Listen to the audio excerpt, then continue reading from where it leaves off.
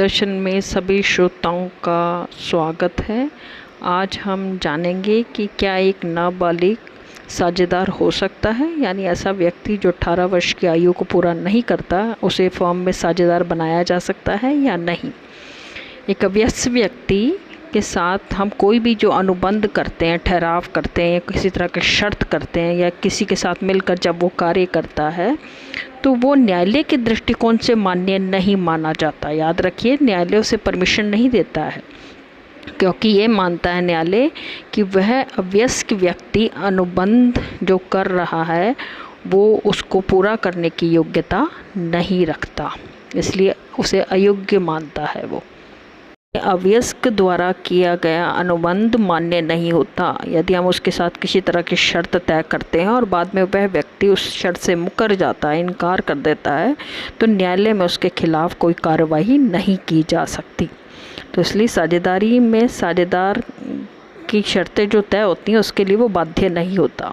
भारतीय साझेदारी अधिनियम 1932 की धारा 30 में ये कहा गया है कि एक अवयस्क व्यक्ति साझेदार नहीं हो सकता, परंतु यदि साझेदारों की आपस में सहमति हो जाए तो उसे लाभों में साझेदार बनाया जा सकता है, यानी केवल लाभ के लिए वह साझेदार हो सकता है। इस प्रकार एक अवयस्क व्यक्ति केवल लाभों के लिए ही साझेदार हो सकता है।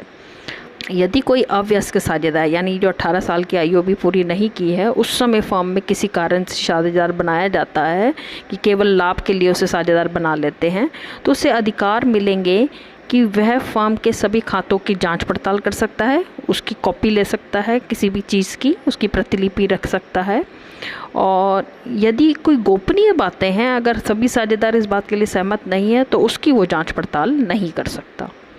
अवयस्क साझेदार को फॉर्म के लाभों और संपत्ति में हिस्सा पाने का अधिकार है, परंतु उसका यह हिस्सा उतना ही होगा जितने सभी साझेदार सहमत होंगे। फॉर्म के प्रवेश के समय यह निर्धारित किया जाएगा कि वो कितने हिस्से के लिए साझेदार है। फॉर्म की यदि कोई हानियाँ होती है तो ये नाबालिग व्यक्ति उसमें हिस्सेदार नहीं होगा, इसलिए याद रखिए केवल लाभ के लिए हिस्सेदार है, हानियों के लिए हिस्सेदार नहीं है, कोई दायित्व उत्पन्न नहीं होता उसका।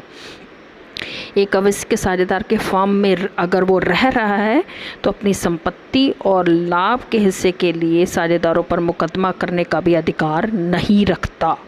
उसे यह अधिकार केवल तभी प्राप्त होता है यदि वो बाहर चला जाए, फॉर्म को छोड़कर चला जाए, तब वो फॉर्म के ऊपर मुकदमा कर सकता है। अगर फॉर्म में रहकर वो इन फॉर्म पे किसी कार्यवाही के विरुद्ध मुकदमा नहीं कर सकता।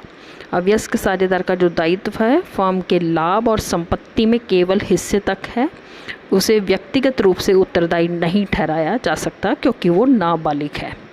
अब अगर ये नाबालिग व्यक्ति अचानक 18 साल की आयु पूरा कर ले और वयस्क बन जाए तब उसके अधिकार और दायित्वों में क्या परिवर्तन होगा ये देखते हैं। जैसे ही वो वयस्क बनता है उसे 6 महीने के भीतर सार्वजनिक सूचना देनी होगी, फॉर्म को बताना होगा कि अब वो साझेदार बने रहना चाहता है या नहीं। सार्वजनिक सूचना अगर वो नहीं देता तो ऐसी स्थिति में विधान के अनुसार उसे पूर्ण साझेदार मान लिया जाता है और एक आम साझेदार के जो अधिकार दायित्व होते हैं वो उस पर लागू होने लग जाते हैं। तो यहाँ पर अब वयस्क होने पर उसे 2 बातों पर ध्यान देना पड़ेगा कि उसने साझेदारी को आगे भविष्य में स्वीकार किया है या नहीं किया है। अगर वो स्वीकार कर लेता है तो अब वो सामान्य साझेदार होगा और वही उसके अधिकार दायित्व होंगे जो सामान्य साझेदार के होते हैं।